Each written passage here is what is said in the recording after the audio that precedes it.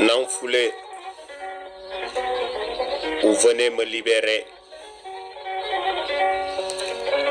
Nanfoulé est une vieille chanson datant de l'ère coloniale. Lorsque les Français imposèrent des rations draconiennes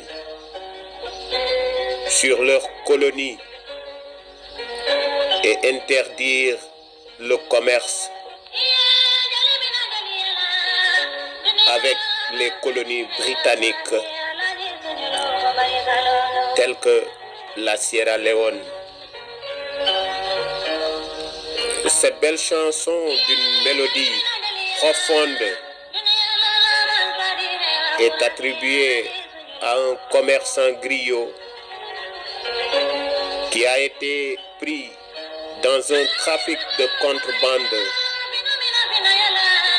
et a été torturé par des agents des douanes coloniales.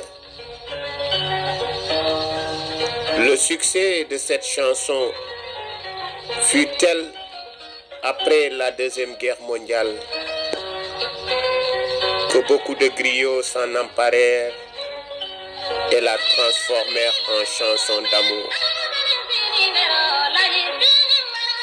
Thelma Hawa Kouyaté qui chante les beaux jours qu'elle a eu à partager avec son époux Sunjulu Sissoko,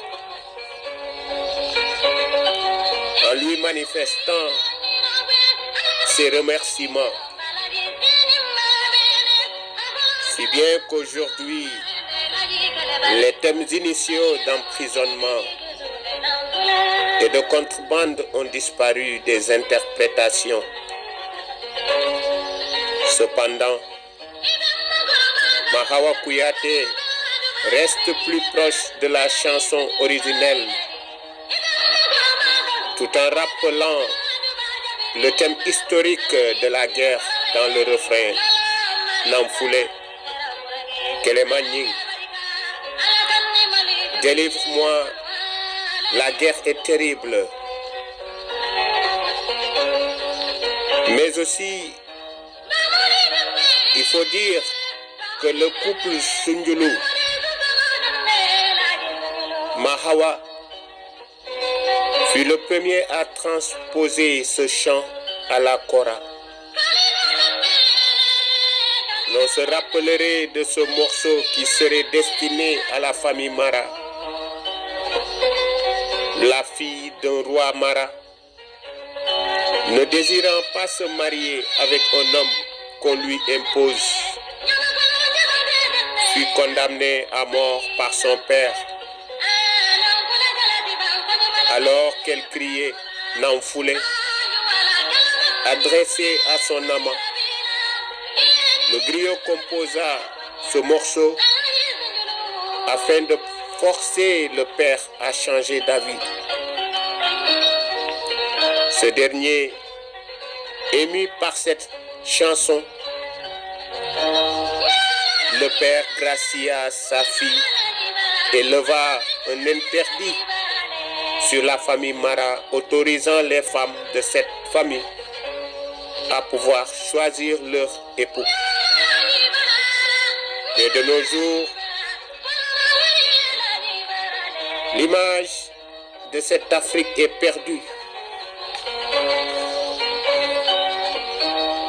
L'image de cette Afrique s'en est allée loin, car tous ceux qui voient n'ont pas les yeux ouverts, et tous ceux qui regardent ne voient pas. Que tout ne soit pas théorie, qu'il y ait aussi de la pratique, sachant que les plus sages sont faciles à tromper, car bien qu'ils sachent l'extraordinaire, ils ignorent le style ordinaire de vivre, qui est le plus nécessaire. La contemplation des choses hautes ne laisse pas penser à celles qui sont communes. Mais comme il ignore ce qu'il devait savoir le premier, c'est-à-dire ce que chacun sait, ils sont regardés avec étonnement ou tenus par des ignorants, par le vulgaire qui ne s'arrête qu'au superficiel. Cependant, il faut que le sage ait donc le soin d'apprendre du commerce de la vie, ce qu'il lui en faut pour n'être ni dupe ni risé des autres. Parce que quoi qu'il soit, l'homme devrait être un outil de maniement, bien que ce ne soit pas là le plus haut point de la vie, mais c'en est le plus facile et utile. À quoi sert donc le savoir s'il ne se met pas en pratique? Parce que le savoir-vivre est aujourd'hui le vrai savoir. Mahawa Kouyaté, faisant allusion au beau jour qu'une bonne épouse aurait partagé avec son bon époux. Comme le disent les Anglais, behind every successful man, there is a woman. Ceux qui les environnent jouent avec eux, comme avec des aveugles, et toute la compagnie s'en divertit. Et d'autant qu'ils sont sourds pour entendre, ils n'ouvrent jamais les yeux pour voir. Cependant, il se trouve des gens qui fomentent cette insensibilité parce que leur bien-être consiste à faire que les autres ne soient rien. Malheur au cheval dont le maître n'a point de repère. Même le Père universel a partagé ses droits et ses dons. Et quelquefois, il ne sait plus en faire largesse au groupe le plus misérable.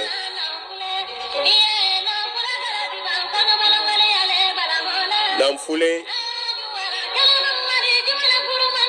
vous venez me libérer.